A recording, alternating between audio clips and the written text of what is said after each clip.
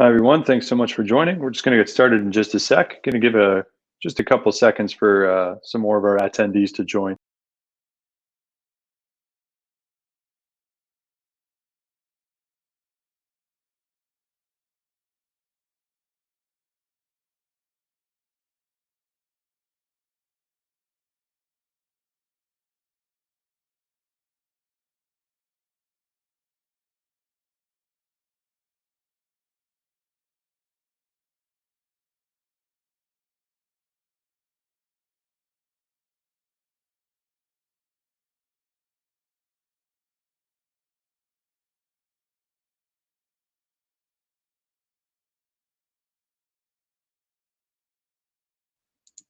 All right, we'll get.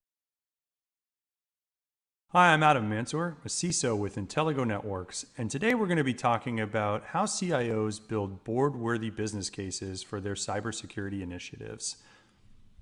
Let's start really quick with what a board-level business case actually looks like. And we're going to start with the three major pieces, right? Project, budget, and timeline. In order to get approval from your board, you're going to need to look at how CIOs function in terms of being able to articulate their arguments. The first one is that we have to be able to talk about the problem. What is this going to cost us? What has this cost us? What is the problem we're actually trying to solve? And then when we look at taking solutioning and putting budgets next to it, we have to be able to vet the costs of how these will roll out, as well as a timeline of how long something will take. These are all major factors. We're going to talk about how to do this in cybersecurity for those of you who might be struggling to talk about the problem or the cost of dealing with cybersecurity issues you may not necessarily have today.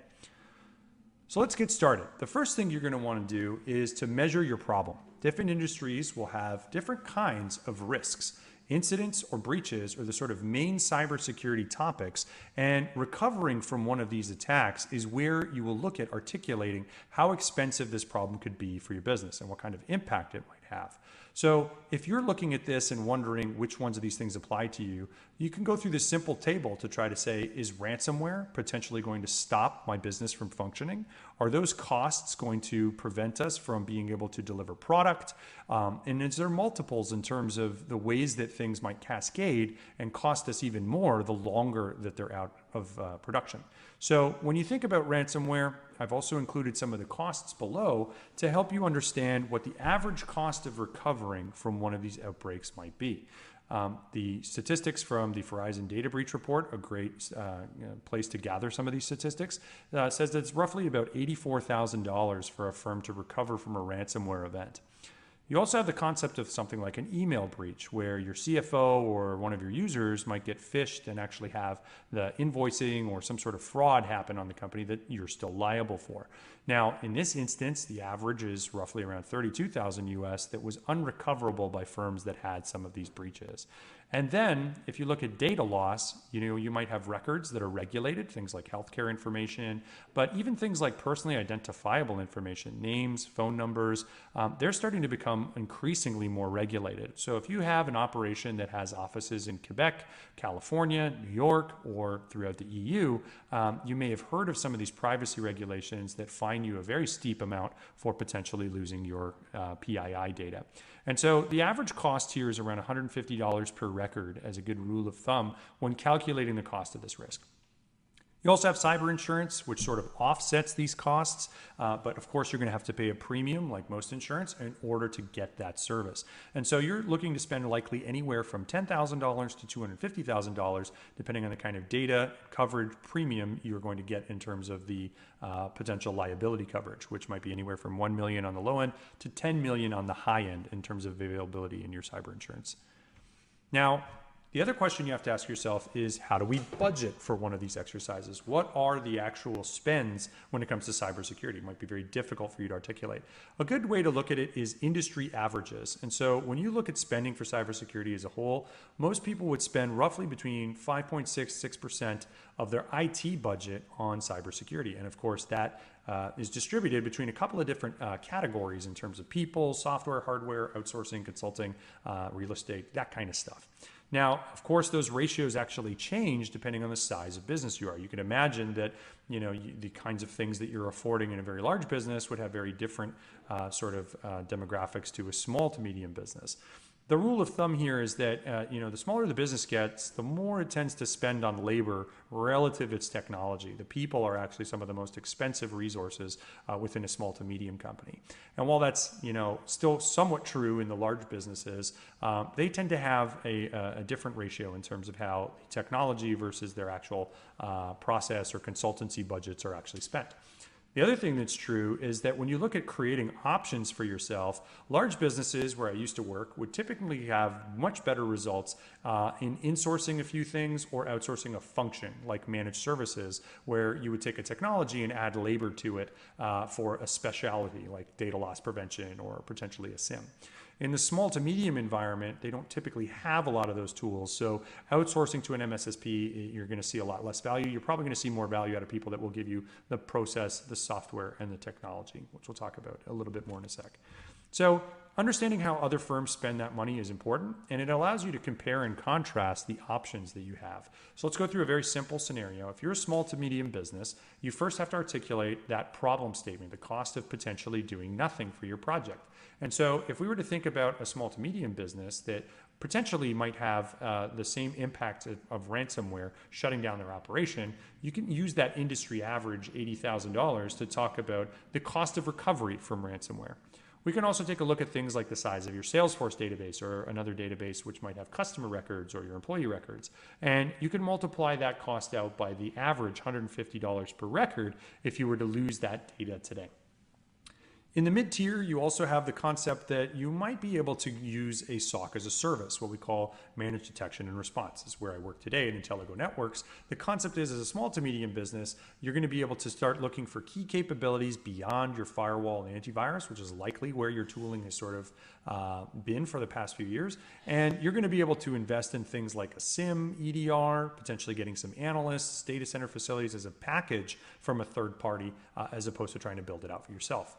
Now, that's also going to be a shorter timeline. It's important for your CIO that you vet 3 competitive bids, of course, in order to make sure you show due diligence, which obviously makes sure you're getting the best price and that you're in a market that's actually a commoditized type offering where you're going to be able to make sure that each one of the vendors is giving you sort of a similar service for similar price. Now, on the other side, you might have reason to build your own security operations center.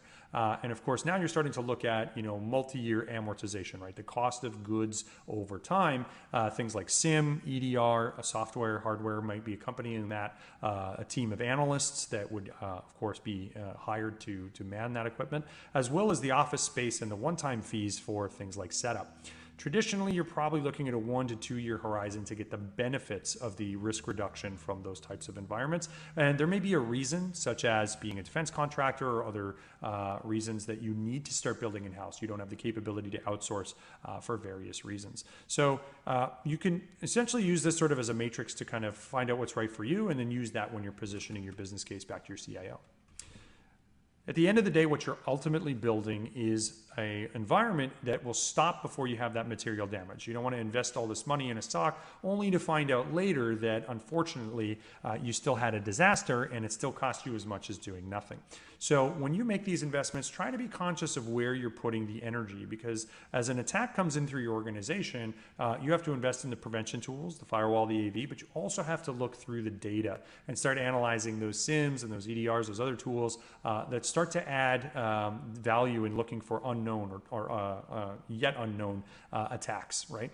And as long as we can keep it below that disaster threshold, you will see the value from this over time. Your customers and partners will also expect this kind of hygiene from you. So it's good to have a security posture that you can demonstrate to customers is best practice. Now, if you like what you heard, a little bit more about myself, I am a virtual CISO with Intelligo Networks. I've built business cases for small, medium, and large businesses. I focus tremendously on the SMB who needs a little bit more help around how to afford some of these technologies and what the right approach to some of these operational tools might be. And at Intelligo Networks, as a maker of managed detection and response, we obviously cater to those size businesses who cannot afford to build out their own SOCs and then have teams manage them. We also prepared a couple of resources for you guys. We hope that you check out our Elite SMB guide. It's going to be a really good tool for people who are just starting to think about what to do behind their prevention tools. How would you deal with an incident? What tools are there? What visibility do you have? So it's a great way to sort of walk through and prioritize your own risks of things like ransomware and email compromise. You can always reach out to us at intelligonetworks.com and the contact us page, or read our blog if you have any more questions about how to be able to build one of these things.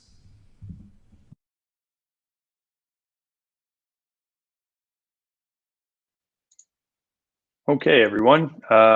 Pretty smooth transition there. For anybody that had any questions, feel free to ask me anything. I'll be essentially using the remainder of the time. I think we have about 20 minutes to answer any of your questions that you might have about the presentation or any of the information that was presented today.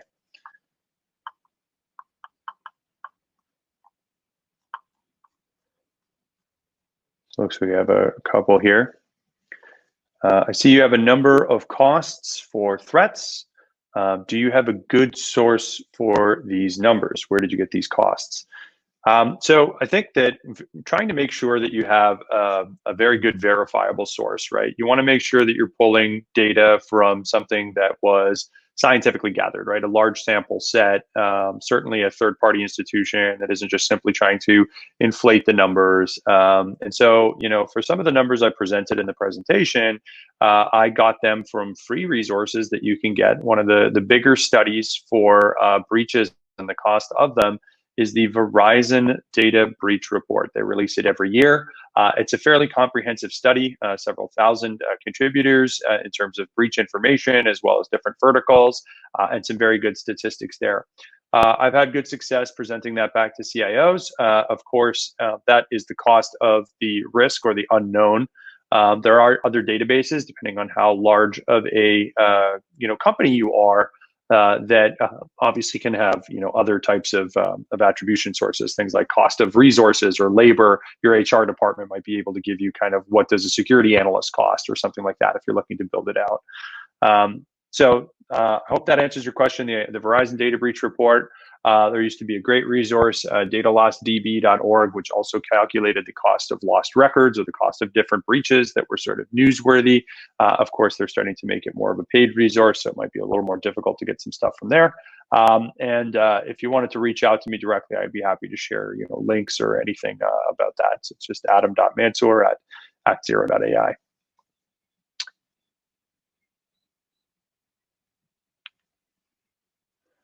Another question is, it sounds like you believe that for SMBs, for small to medium businesses, that the highest value is to be gained from hiring a vCISO or consultant to come in and help prepare a security plan or IR readiness program first.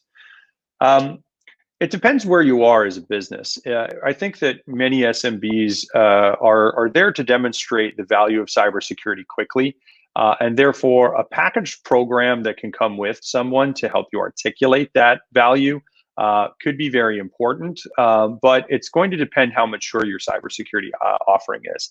If we see small to medium companies that have invested very heavily in detection and response tools, and they're looking to develop an incident response plan around the tools that they already have, then a vCISO might be the right thing to layer at that time to build those plans and understand incident response. However, it's like designing a fire plan without an alarm system in place. And so depending on your maturity, you may actually need to invest in some processes or some tools that can help you create an incident or a problem alert first, and then start to talk about how the response would dovetail into things like privacy concerns or other stakeholders that need to be notified, reactions that are taken in certain cases. And the IR guide is, of course, a great place to start for that, because we try to table that for everybody. So that's a free resource on our blog, on our website, that you can grab and download. It has a little matrix that can help you identify the risk and how to respond to it. So it'll help you start off with your incident response plan, and it should become very clear whether or not you have that alarm system right there.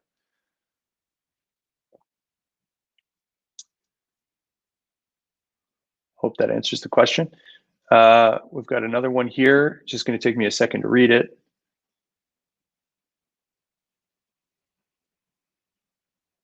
I got a new CEO at our company. We'll meet him in the next few weeks. I've been building the program here for the last 6 months. What do you think is the proper way to get him up to date on what has been done, what needs to be done, and what we should ask him to help with to effectuate information security change from the top down? Need him on board and pushing for us where possible. Certainly, yeah, the goal of this discussion today is to try to take a language that CIOs and CEOs will understand and try to inform them about how you've been using the company's resources to affect the best possible outcome, which in this case is to take a roadmap or a gap analysis. So if you've been working on something for the last 6 months and you've got plans for the next 6 months, today's discussion will help you sort of look forward at what you've been doing, but you could also use it as an exercise to talk about the project budget timeline that you've had over the past 6 months to affect change. And so finding those breach statistics, finding the important information, looking at the prevention tools that you may have started with. Perhaps you upgraded the antivirus, maybe your firewall or other things like that, and you've made those investments. You've spent some money, you've spent some time, you've had some projects. So you should be able to give them an up-to-date, almost like past performance on the previous project, and then to keep them motivated to keep investing in you and your team. Have either a 6-month or a 12-month gap analysis that you can present to them. Of course, CEOs nowadays, it's very important to mention COVID-19 and the fact that budget resources and constraints are being imposed a lot on IT currently, and so they're going to start. The CEO is going to come in there starting to think, do we continue with this? How does this manifest in the current climate? So if you've had an original plan that you've been working on in the past 6 months, and these past 6 months have been, working on probably very specific issues with work from home or other things. And so, when you look at positioning it, you should say, here's how we've attempted to minimize cost while implementing things for work from home. But as we go through different phases and start to reopen, here's how we thought about our cybersecurity, disaster recovery, business continuity planning budget. And hopefully that will not only show your CEO that where his head's at or her head's at, but you've got sort of a dictation on how you've sort of thought about what you've done in the past 6 months and what you're going to do in the next 6 months. I hope that answers the question. So try to use the template to talk about project budget timeline for what you did and project budget timeline for where you're going, and try to talk about work from home and other kind of serious budgets that have taken sort of emergency planning, right? Because budgeting is all well and good until you have an emergency, right? Most people didn't set aside a contingency as large as the one that was probably necessary for things like work from home, and now there's going to have to be some sort of discussion on sacrifices, right? What did you trade for work from home? What have you now gained and saved by having work from home? How can you apply that dollars to your go forward if you're going to reopen or something like that?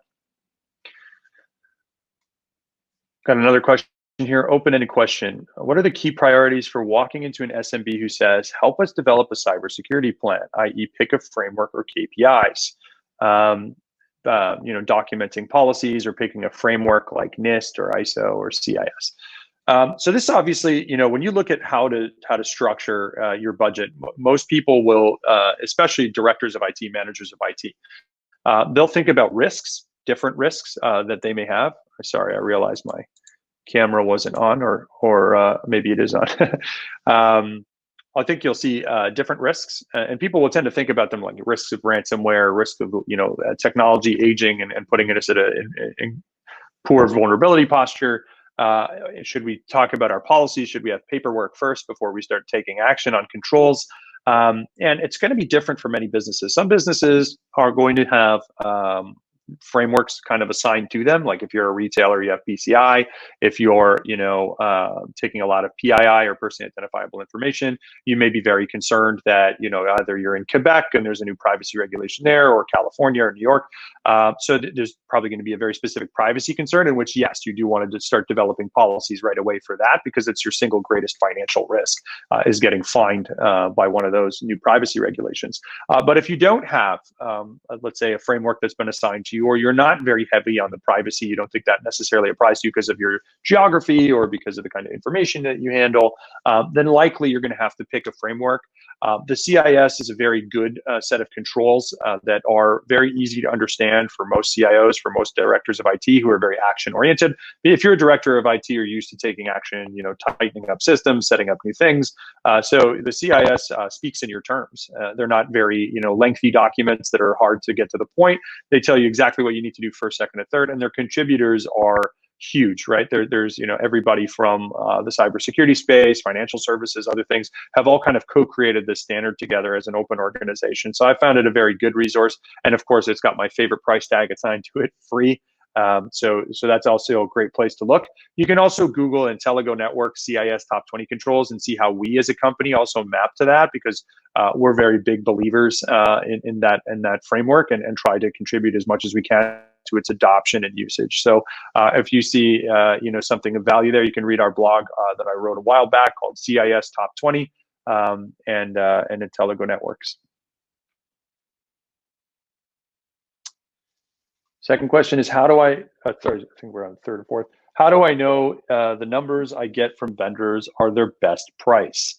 Yeah, typically when you tell a vendor that they're on the short list, once they've compared, 2 or 3, and you're open and honest with them, they can be open and honest with you and start to talk about what kind of discounting they're incented to do. Most vendors obviously have an opportunity to go back for additional pricing at some point during the journey, where they're providing you sort of budgetary numbers or other things, the more serious that you get. It's also important to potentially ask other agencies, reference customers, things like that, potentially what they've paid for that. Because if you want to be able to get a good apples to apples, you need to make sure that all your vendors are sharpening their pencils as you get closer to making a decision. But you also want to be able to vet pricing out there.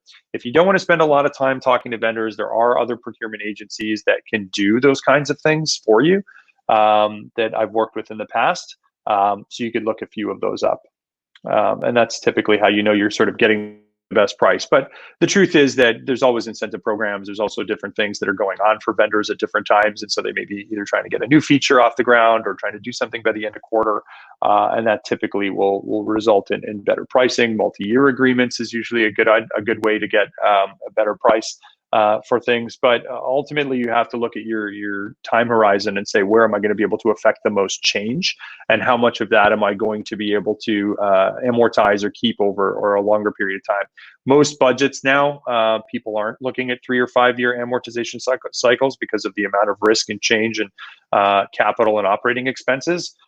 So you're likely going to end up going with a 1 to 3 year on a commitment to a vendor, and try to see if they can do something that's going to pervade over a couple of years.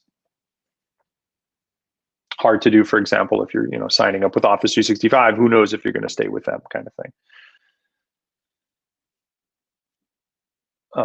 The other one is, what happens if the budget is already set?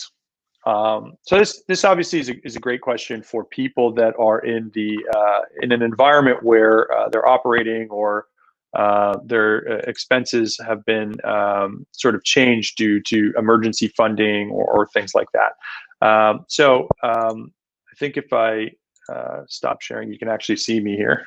Hi guys. It's just that it was a picture before. I am a real person.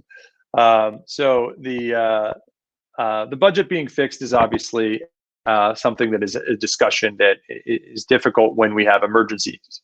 So when you look at things like, a lot of change and, your budget being set for the year, most people coming into 2019 would have had a set budget for 2020, and it would have included very specific items, upgrades to servers, a migration to the cloud, something very, ordinary. And obviously, you look at a pandemic and saying, okay, well, now there's an increased budget for, remote work tools and potentially, hardening, consultancy, issuing of remote use machines, potentially virtual desktops, things like that, right? So you have this kind of large shift depending on the rule of the day. And of course, most people would sort of allocate the budget instantly in a case where it's that big of an emergency. But then as you look to 2020 and beyond, those changes, that emergency funding will have an impact, right? It'll have an impact on how the budgets are assigned, the kinds of projects you were probably coming into 2019, into 2020 with, that are now going to be altered, right? They're probably going to be restricted in terms of the budget. They're going to be constrained. You're going to have them being pushed down, and they're going to start to look for different alternatives because maybe you didn't have the same problems as you did before. That doesn't necessarily change that the budget would be set, or that the budget would be set at a certain amount. Once you're given sort of a purse, it's helped to make the case for your budget anyway. Most people are assigned a particular budget per unit, but unless you work for a very large matrixed organization, your budget typically is not set. You're usually convincing your CEO or CIO to affect the budget based on your current needs in IT, and it's your ability to formulate an argument that these things are actually a better return for them, either because you're eliminating much larger risks on your balance sheet from fines or from things like availability outages than you are, let's say, just sort of buying new things and staying up to date, right? You also can look at the costs as a function of a business case, right? CIOs and CEOs love this. When you're more marketable as a company, when you can help the bottom line, everybody likes to spend money there, right? Because that's what the business is trying to do, is increase their profits and obviously grow. So when you look at cybersecurity, most people will articulate it usually in terms of risk or up to dates or best practice. But CIOs and CEOs are kind of like, there's probably other investments we can make that will grow us, and this potential risk is a low enough one that I can move it off of the table. And the truth is that the way those CIOs and CEOs should see these risks are as table stakes for getting more customers. If you're a manufacturer, CMMC, and we'll talk a lot about this in the future, they're going to be table stakes as they start to increase certifications for potentially addressing new markets, right? Bigger vendors in the aerospace or defense industry. You need to get a SOC 2. If you have a bunch of auditors constantly auditing you, your big customers, right? Your banks and your retailers and your other people you're hoping to solicit for business, they're going to keep asking what your cybersecurity is as part of their due diligence because they have to. So being able to focus on this as a marketable opportunity for your business can also help your CIOs and CEOs understand that this is valuable to invest in right now. Have I ever run into any conflicts where the security budget is a part of the IT budget? Specifically, security team members may identify major flaws or concerns in IT architecture operation framework, but are worried about trying to argue for more budget or have a conflict of interest where they are making observations for their superiors' ideas. Yeah, I mean, cybersecurity budgets are either going to be made in one of two houses, right? You're going to be part of risk, which you probably are in a big company if you're part of risk, and this is where your infosec auditor and your legal department, they're going to be making the arguments for what kind of cybersecurity initiatives you should be making. By and large, in the mainstay of businesses, most businesses, you're going to be a function of IT. And your overall IT budget on average, about 5% on average is what's spent on cybersecurity for the overall IT budget. The people, the technology, the services, all the consultancy, 5% of that typically assigned to cybersecurity. If you break that amount out, you're usually going to find out what kind of things you're sort of able to still procure, right? So if you're making an argument for IT and you don't want to necessarily step on toes, right? You don't want to start fighting for budget in a constrained purse where your IT director who's in charge of all of it wants to start spending more on migration, Salesforce, upgrades, cloud, whatever.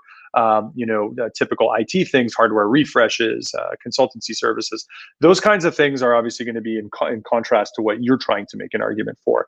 And when you look at that, I think it's good to say, the IT budget should be made up of a particular mix that always includes cybersecurity, and that's how the spend should be articulated back to that IT director to say, look, this is typically how people spend money. This is typically what they spend on upgrades, so they don't over-index on things that are cool, flashy, productivity driven and sort of forget IT security. It's kind of like saving for a rainy day, right? If you have a good savings architecture for yourself as personal finance, you probably put away 10%, right? It's the same thing here. IT should be putting away a certain percentage for IT security on average because it's a risk mitigation tactic, right? To do that, the rainy day fund.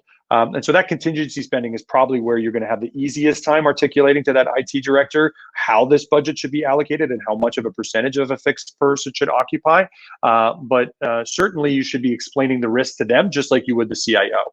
That these are real penalties, because your IT director is not going to know about GDPR, CCPA, NYDFS. It's your job as the IT security person to communicate that those are pending risks, because he's not reading those forums, he's not getting those updates, and unless you have in-house counsel, they're not mandating this either. So they may be blissfully unaware that there's a $17 million fine or a £10 million fine for a privacy regulation that we're not adhering to, or that ransomware could potentially shut down the business because the tools that we've already bought simply just aren't part of the practice of finding and stopping the new kinds of threats. And understanding those risks as you present them back to that director is going to be important. Understanding where you fit in the overall budget is also going to help them communicate to you and say, here's some statistics that I've pulled. Gartner has a great study about how much percentage of IT budget is spent on cybersecurity. It's about 5.66%.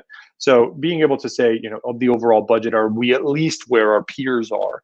And then you rationalize the spending a little bit better.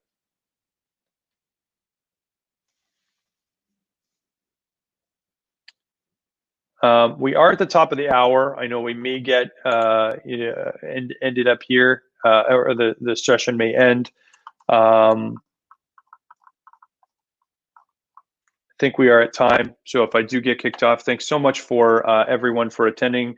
Let us know, reach out to us, contact us. Let us know what other kinds of topics you'd like us to talk about. We want to be here and we want to be helpful. So just anything you think is important, other resources you could use from us and our team, things you think we could use as topics, let us know. Feel free to use our contact us on our website. Try to look up those CIS mappings to Intelligo. Look up the incident response guide. I think it's going to be very valuable. Intelligo Elite Incident Response Guide is what it's called. And I'll just put out a last call for questions and hopefully answer them before we totally reach time, if anybody's got anything else to talk about.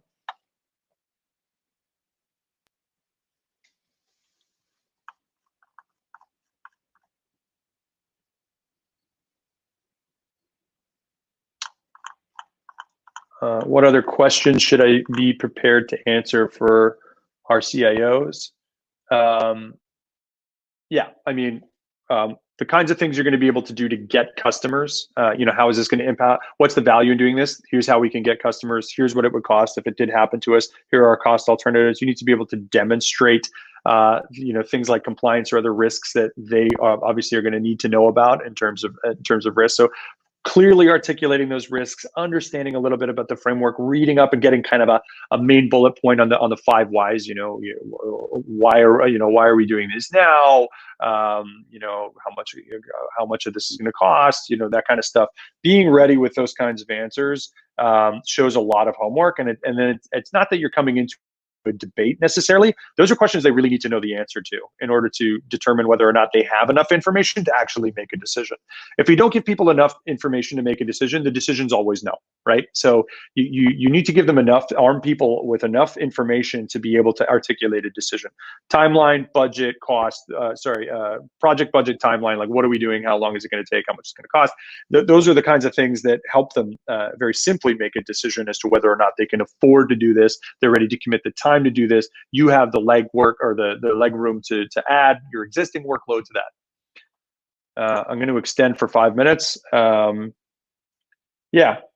also be reaching out via email if you have any other additional questions, guys. So I thank you very much for your participation in this. I hope this was helpful. I hope you were able to use some of the tools that we've put together for you. And again, let us know if there's something else that you think we could do to help you. Have a good rest of your day, and we'll see you on the next one.